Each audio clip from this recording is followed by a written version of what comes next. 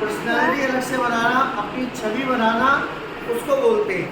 अगर कुछ चीज़ें नहीं हैं, अगर कोई चीज़ की कमी रह गई, तो आप सबका फर्ज बनता है कि उस कमी को ढकना। तो कुछ बच्चों ने आज उस कमी को नहीं ढका। 4-5 बच्चों को मैंने बोल दिया था कि हाँ जी आगे आकर बैठ जाओ, ताकि आपको लिखने में, सुनने में परेशानी ना हो, क्योंकि आपको बोलना पड़ेगा बाद में, सत्संग के बाद। पिछली बार भी सत्संग के बाद बच्चे नहीं बोल पाए, तो पहले मैं बच्चों से बुलवा लेता हूँ कि बच्चों ने आज सत्संग में क्या सुना और उनको क्या प्रेरणा मिली आज के सत्संग से। करके आता हूँ।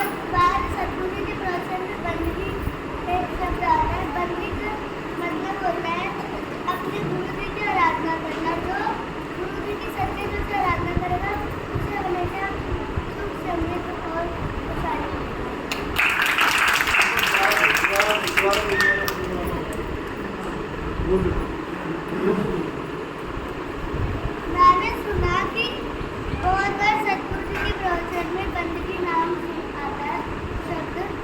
बंदगी का मतलब होता है कि अपने गुरु जी की आराधना करेगा।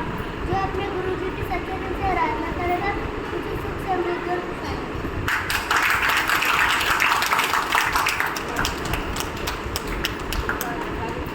अब इस बच्चे ने क्या फोकस किया? एक बंदगी शब्द पे फोकस किया कि बंदगी का मतलब क्या है।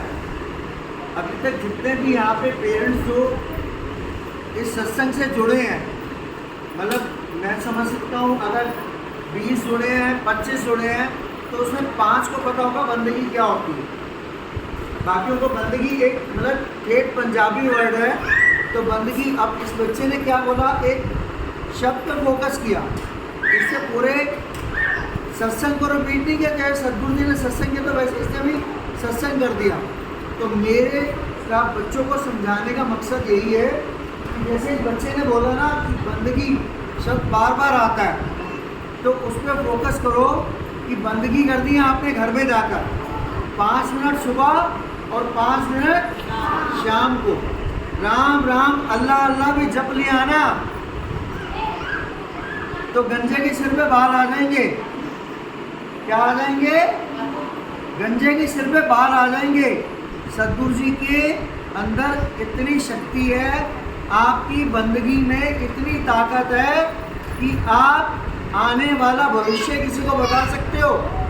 अगर आप ढंग से बंदगी करो, तरीके से बंदगी करो, तो हर इंसान उसके अंदर सदगुरु बैठा है, सिर्फ उसको अपने सदगुरु को पहचानना नहीं आता।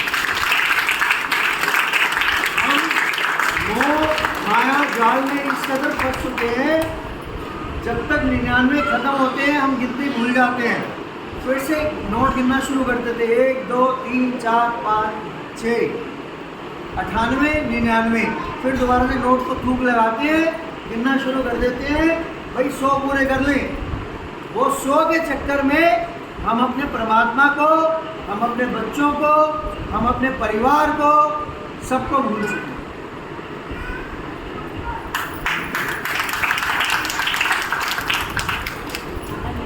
कौन है? नीचे आओ ना। अरे आपके बात है क्या? मेरे 70 लाख पहला प्रवचन ही ऐसा था, जो व्यक्ति गरीबों लोगों की को अन्नदान नहीं करता वो कभी आगे नहीं बढ़ पाता।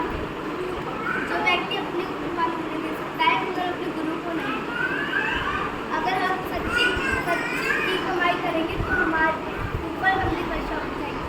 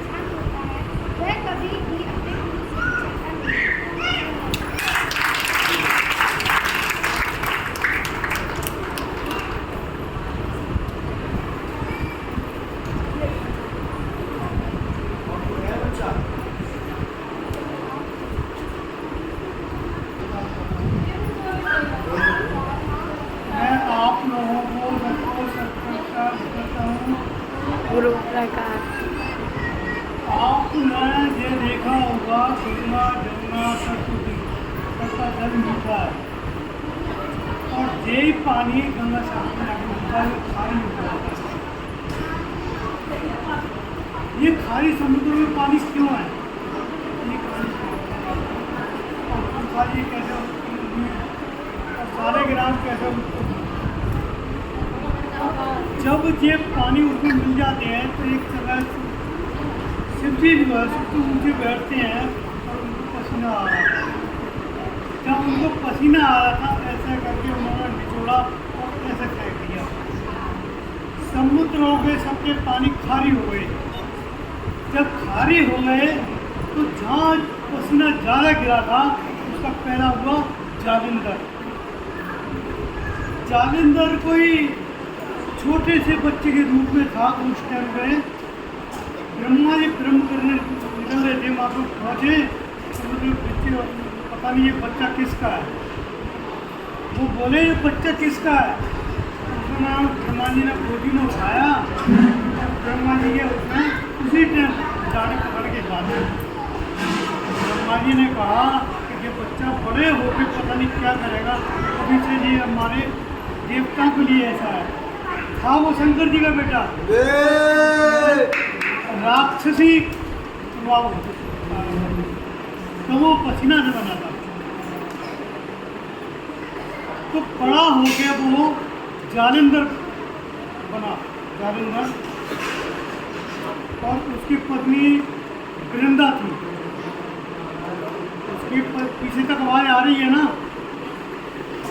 उसकी पत्नी वृंदा थी। वृंदा जो है विष्णु भगवान की पूजा करती थी, विष्णु भगवान की पूजा करती थी। और जालिंदर जब जवान हो गया था ना, जब शादी वादी हो गई थी, वो इस टाइम पर राक्षसों से, वो देवताओं से सबसे दुश्मनी थी, सबसे लड़ता था, सबसे लड़ता था। ये कहानी विष्णु भगवान पे पहुंची। विष्णु भगवान ने कह दिया इसको मैं नहीं मार सकूंगा, शंकर भगवान के पास जाओ। वो शंकर भगवान के पास गए तो शंकर भगवान ने कहा कोई बात नहीं, इससे युद्ध मैं करूँगा, इससे युद्ध मैं करूँगा।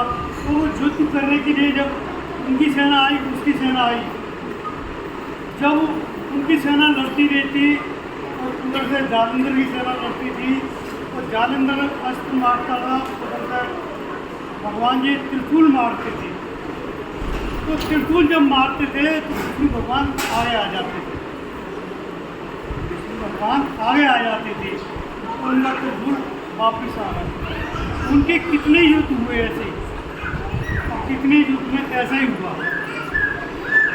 तो शंकर भगवान ने विष्णु भगवान से कहा इस तरह तो मैं मार ही नहीं सकता, तुम आगे आ जाओगे।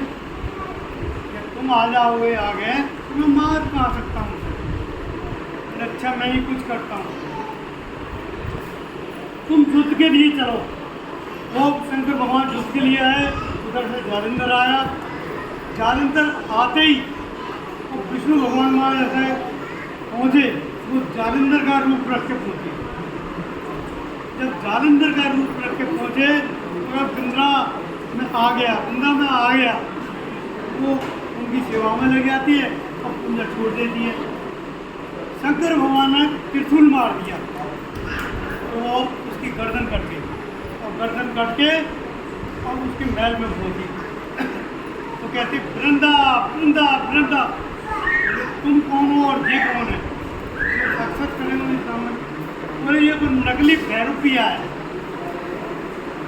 तो वृंदा ने कहा कि तू अपने सही रूप में आ, तेरे रूप में श्राप दे दूंगी।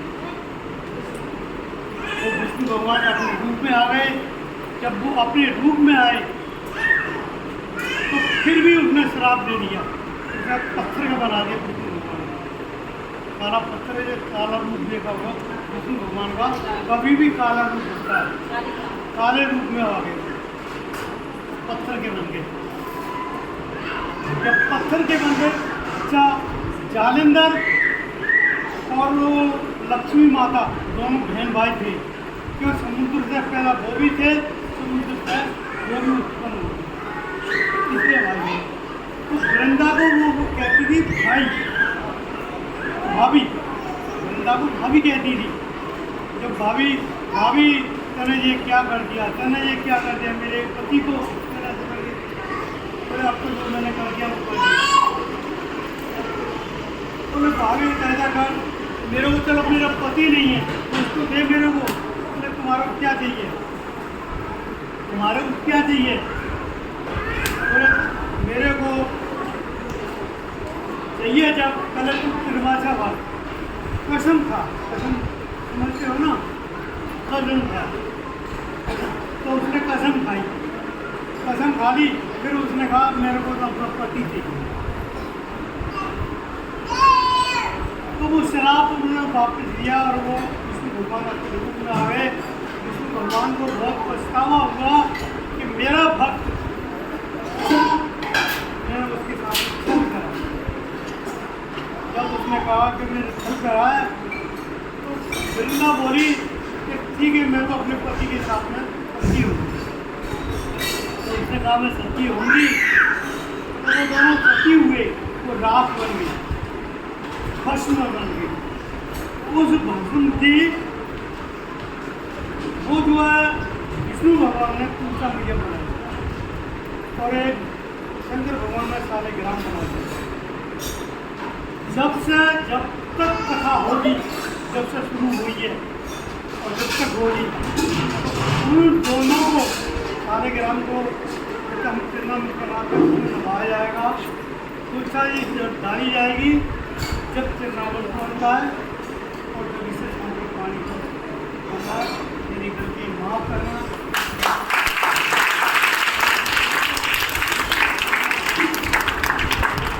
सात महीने में गीत भी बोलूँगा, आप मेरे पीछे बोलेंगे।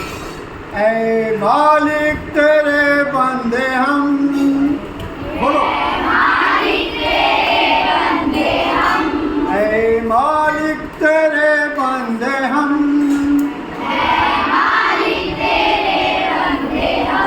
ऐसे हो अपने करम, नेकी पर चले, नेकी पर चले, और बदी से हटे, ताकि हंसते हुए निकले दम, ऐ मालिक तेरे बंदे हम।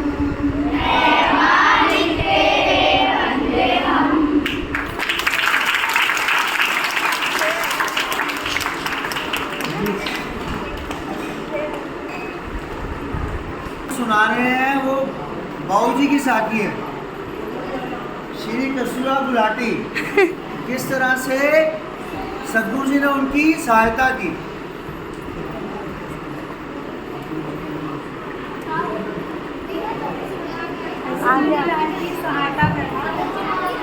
शांत हो जाओ। अरे अरे अरे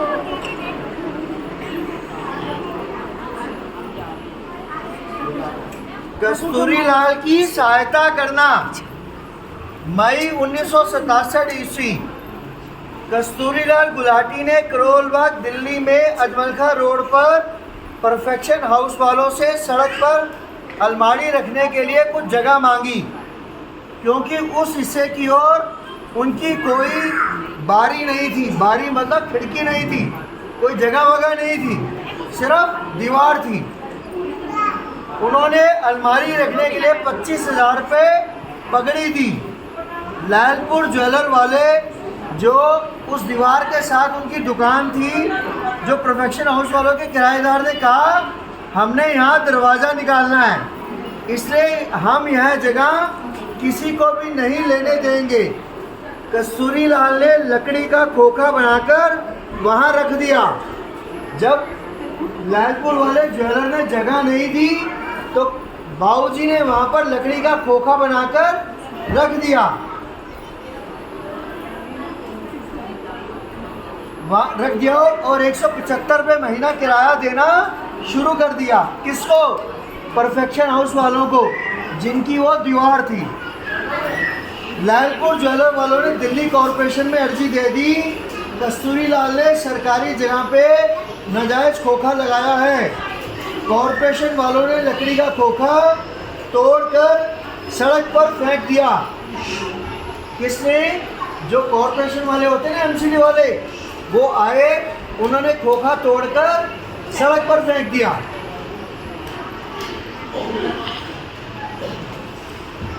कस्तूरी लाल ने सदगुरु सच्चे पिताजी के चरणों में जलंधर डेरे जाकर अर्ज की, सच्चे बादशाह जी, हमने खोखा रखने के लिए 25,000 रुपये पगड़ी देकर जगह ली थी और पड़ोसियों ने अर्जी देकर खोखा भी तुड़वा दिया और इस तरह हमारा 25,000 रुपया भी वापस फजूल हो गया, मतलब वो भी ख़त्म हो गया। जो 25,000 रुपये उन्होंने खोखा रखने का दिया था अब मकान मालिक बोलेगा भैया मैंने तो 25,000 रुपये ले लिया, तेरा खोखा गया तो गया, मेरी उसमें कोई जिम्मेवारी नहीं है, तो कॉर्पोरेशन लॉ से लड़। तो सदगुरु जी ने कस्तूरीलाल जी ने सदगुरु जी के चरणों में अर्ज की। हजूर सदगुरु जी ने फरमाया पहले रुपए वापस लेने का यत्न करो, मतलब प्रयास करो, फिर देखेंगे।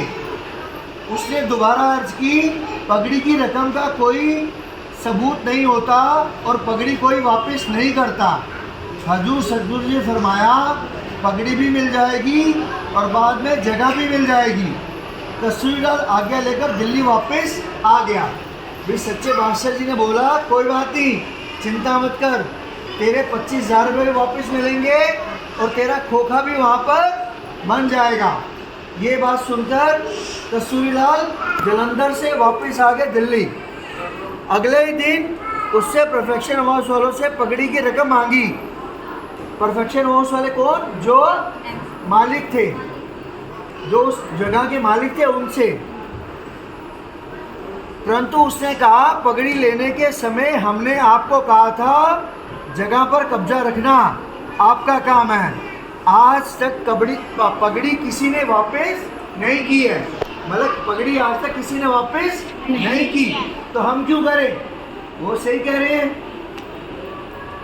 उसने बताया कि जगह तो आपके किराएदार लेने नहीं देते, मैं क्या करूं? परफेक्शन हाउस ने बोला, जो परफेक्शन हाउस का मालिक था उससे बोला भाई जगह तेरे जो पड़ोसी हैं वो नहीं लेने दे रहे, तो मैं क्या कर सकता हूं? तो परफेक्शन हाउस ने कहा पैसे वापस दे देंगे और उन्होंने 3 किश्तों में 25,000 रुपये वापस दे दिए।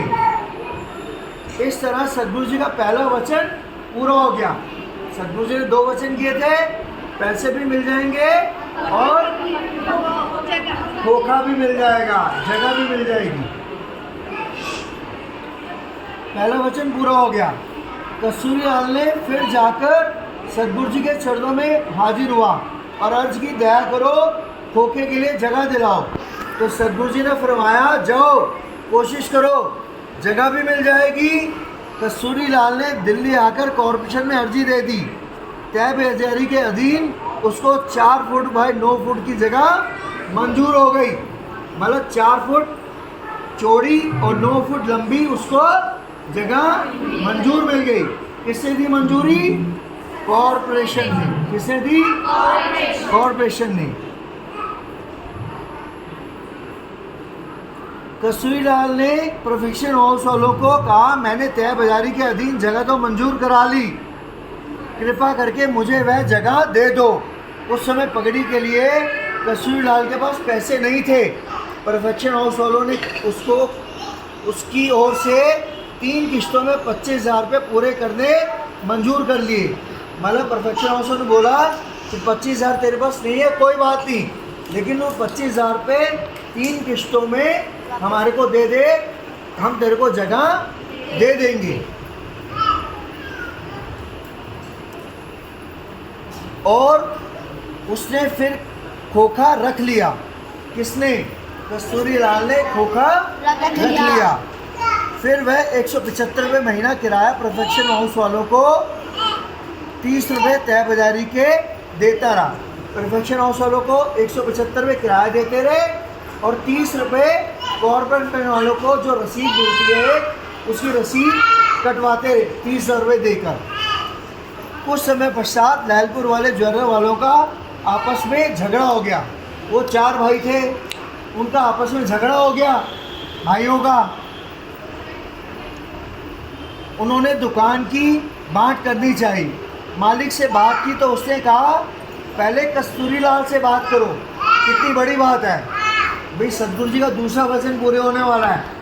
मालिक ने बोला परफेक्शन हाउस वालों ने लहलपुर वालों को कि पहले कस्तूरीलाल से बात करो, फिर हम तुम्हारी दुकान का बंटवारा करने देंगे, क्योंकि लहलपुर वाले भी किराएदार थे। किसके? परफेक्शन हाउस वालों के। इमरजेंसी आवाज बदल मालिक से बात की तो उसने कहा पहले कस्तूरीलाल से बात करो। उन्होंने कस्तूरीलाल को कहा हम तुम्हें इस जगह पर अलमारी रखने के लिए जगह दे देंगे। जो पहले खोखा तोड़ के फेंक दिया जिन लोगों ने, उन्होंने बाद में बोला भैया अलमारी रखने के लिए जगह ले ले, हमारे भाइयों का झगड़ा है वो हमारा झगड़ा सुलटा दे। तो वह मान गया और उन्होंने दीवार गिरा दी जो 1.5 फुट चौड़ी थी। उन्होंने अपनी जगह में ही कस्तूरीलाल का खोखा रखवा दिया। इमरजेंसी के समय कॉरपोरेशन वालों ने सड़क से सभी खोखे हटा दिए, परंतु कस्तूरीलाल का खोखा अभी तक वहीं पड़ा है और उसकी तय बाजारी का किराया भी बंद है। इस तरह हजूर सतगुरु जी का दूसरा वचन पूरा हो गया। गुरबानी में लिखा है जो गुरु वचन सत सत कर माने तिस आगे काढ़ कड़ीजे। जो सतगुरु जी का वचन सत्य मत करके मानता है वो आगे जाकर पूरा होता है। अब जिस अलमारी और खोखे की मैंने आपको ये साखी सुनाई है, उसी खोखे से उसी अलमारी से ये बिल्डिंग बनी है। ये बिल्डिंग उसी खोखे से और उसी अलमारी से बनी है। वही अलमारी को गिरवी रखकर पैसे लेकर ये बिल्डिंग बनाई गई है। सोचो सतगुरु जी ने कितने बड़े बड़े काम किए हैं उस अलमारी से। सतगुरु जी ने उस जगह पर अपने चरण डाले हुए हैं।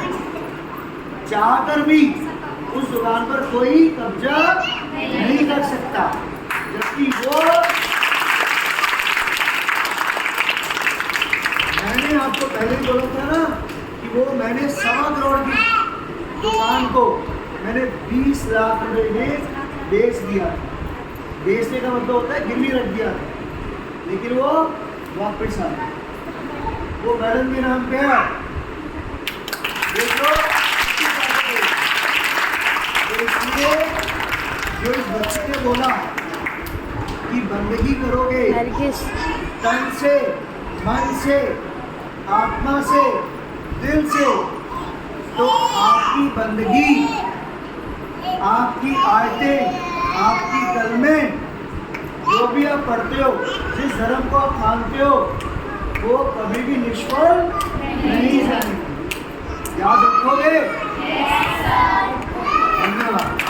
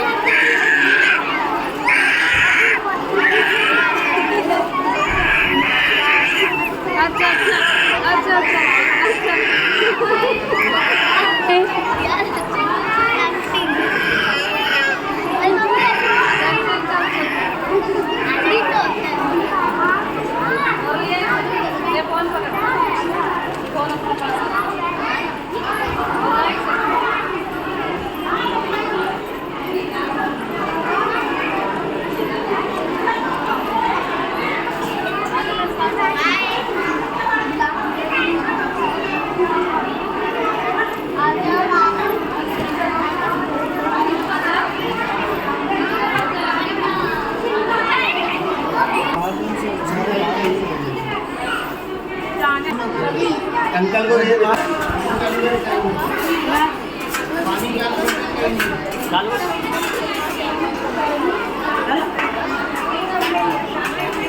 चला चला